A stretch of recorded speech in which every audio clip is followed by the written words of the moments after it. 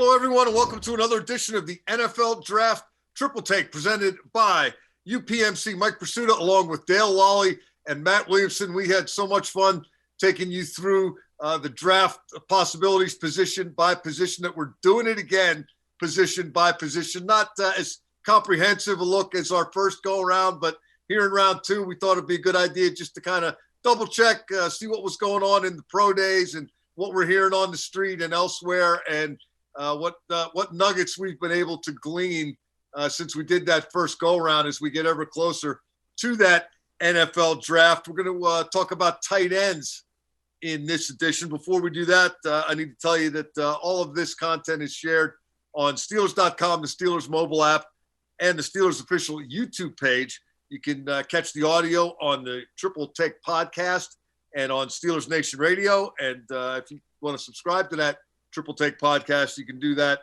wherever you download your favorite on-demand audio content. Dale, tight end, an interesting position, and I'll be honest, it didn't blow me away on the first go-around, but feel a little bit better about it now, at least in terms of second and third day options. Obviously, Kyle Pitts of Florida is a position unto himself, a country unto himself, and an entity unto himself, but there's a little bit more maybe a tight end than initially met the eye. Yeah, it just depends on what you're looking for. But I think if you dig deeper into this draft, there are some guys that, maybe blocking tight ends if you're looking for some of those. I mean, one of the guys that I saw that kind of I went back after seeing how big he was and went back and watched some tape is Dylan Soner out of Iowa State, 6'7", 272. But he ran a 4.78 40 at the Cyclones Pro Day. 6'7", 272 at the tight end position. If he doesn't work out at tight end, you tell him to gain 20 pounds and, hey, we're going to kick you outside the tackle. He's athletic enough to do that. So there's some. He's certainly not a guy that's going to call for the ball. He said, "I'm a dirty work guy." Whenever the coach needs somebody to do a job, who's going to do this job? Hey, that's me. He's more than happy to be an anonymous blocking guy, and hey, you can get up a nice career. Around for a long time in the league. If you can do that and make that work, you can play in the league for 10 years. I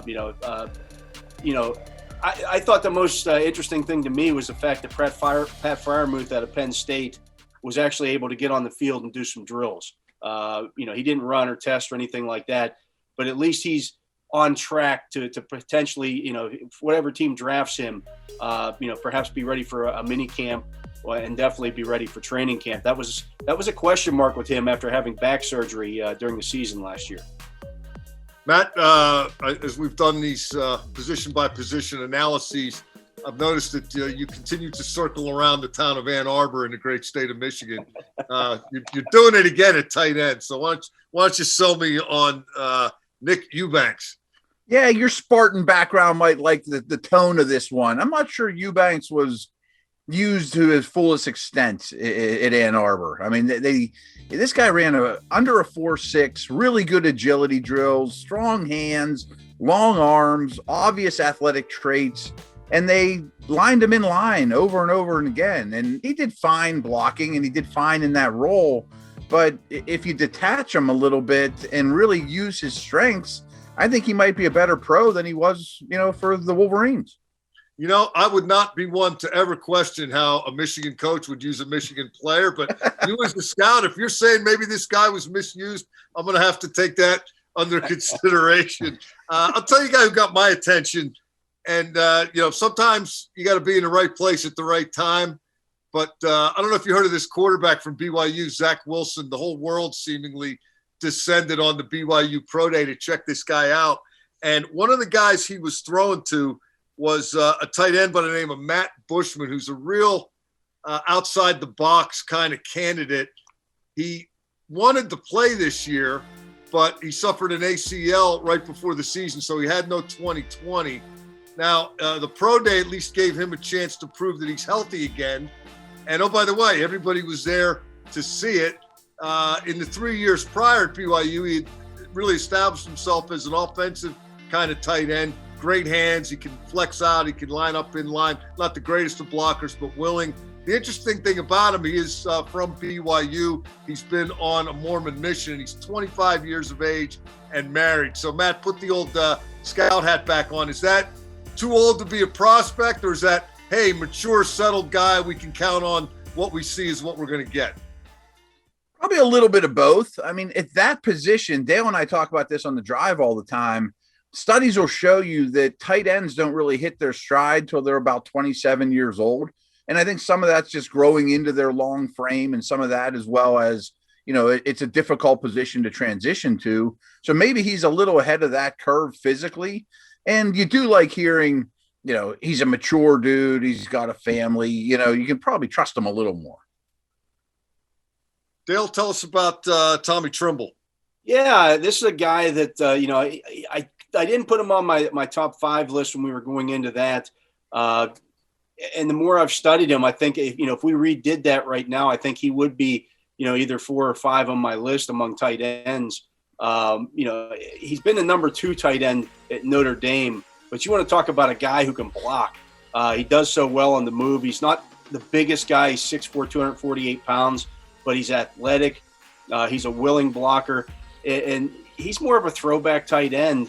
You know, all these guys coming out, especially a lot of the top guys are just bulked up wide receivers. This guy's a true tight end. And we've seen, you know, over the years, the Notre Dame tight ends come in and play pretty well over the years. So why not? You know, just because he wasn't a starter there, because they've had some other good tight ends, doesn't mean he can't be a guy that comes in and plays well for you. I like a lot of what I see with him at the blocking. Dale, I highlighted him too for this exercise because I didn't have him in my top 5 last time either. And some of these prospects, the more you watch them, sometimes I just look at him and say, I want to play with that guy. I don't want to play against him. And he was like the poster boy for that. He's really explosive, can use him in a lot of ways, loves the game, put him in motion and have him crack back on defensive ends. He'll do it all. I just wanted to bring him up too. I think he's an impressive guy.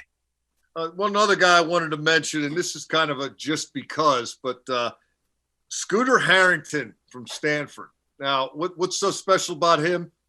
Maybe just that he's a tight end from Stanford, because if you look at the opening day rosters last year, there was Austin Hooper in Cleveland. There was Dalton Schultz in Dallas, Caden Smith and Levine Toiolo with the New York Football Giants, Zach Ertz with the Philadelphia Eagles, and Colby Parkinson, Seattle.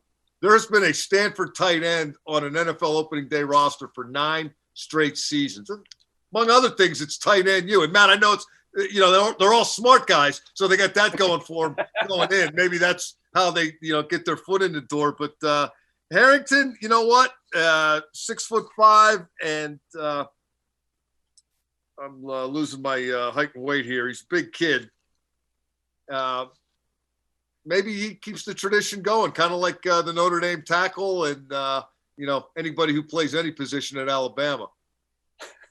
I hear what you're saying, Mike. And I think you can fall into a rut, you know, scouting the helmet. But in this case, you know, Ertz helps you recruit the next guy who helps you recruit the next guy. And guys want to go there because there's a track record. You bring in better guys. You know how to mold them. I don't know who Stanford's tight end coach is, but he's doing a heck of a job. I think it's Mike Ditka.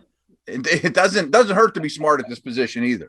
Yeah, that's a good point. You know, to me, the tight end position is very much – this is why you see a lot of quarterbacks transition to be tight ends if they can't play quarterback, because I think, you know, you have to be able to read on the fly. You're in the middle of the defense. You have to be able to read the defense a little bit more. So I think this is a you know, an above the neck position as much so as most almost more so than any other position other than quarterback on offense. Yeah, it's funny because that kind of 5'2", 250 is the height and weight on Harrington. I finally found it, and you know, he didn't light it up or anything. He doesn't have a glittering, glowing resume, and didn't do anything especially outstanding in the drills. But hey, there's a track record there. Like, again, just like left tackle at Notre Dame, and you know, they used to call Penn State linebacker U, and various schools are getting reputations. I love that phrase you came up with, Matt. Would you say you don't recruit the helmet? You don't draft the helmet. Right. Don't scout the helmet. Right. Scout the helmet. That's outstanding. Dale, you mentioned, quarterbacks turn tight end. My last guy is Tony Poljan from Virginia.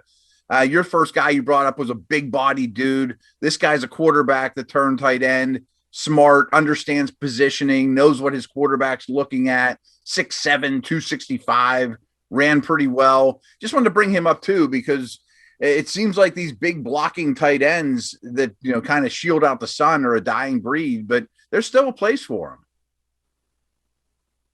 I meant to say a couple of years ago that I thought when Logan Mankins was coming out of Virginia Tech, he'd be an outstanding tight end, but I didn't get around to it. So just to your point about quarterbacks, keep that in mind. Dale, closing thoughts on the position? Yeah, as you mentioned in the lead-in, Mike, I think it's a little bit deeper than what we thought in terms of overall. I don't know if there's any true stars other than Pitts in this group, and maybe Freiermuth turns into that. But man, there's guys that are going to. He's amazing, is he not? I went back and watched a little more of him just because it's fun. Yeah, and he blocks. That's a crazy thing. I mean, he's a big dude who can run, but he also blocks, and I think that goes a long way. But there'll be, wouldn't surprise me if there's 15 to 20 guys out of this tight end class who are on opening day rosters this year. And for a position that you looked at initially and said, well, this isn't the greatest position in this draft, that's not so bad. How about this little Pitts nugget before we go? You mentioned about him blocking. His high school, went to school right outside Philadelphia. They ran the ball every snap. They would throw the ball 3, 4, 5 times a game. All he did was block, and they had that guy. I mean, how crazy. What high school was that? I don't know off the top of my head. I forget. It's right outside Philly, though. Yeah, I went to high school right outside of Philly, a place called Harrington. We never had a tight end like Kyle Pitts.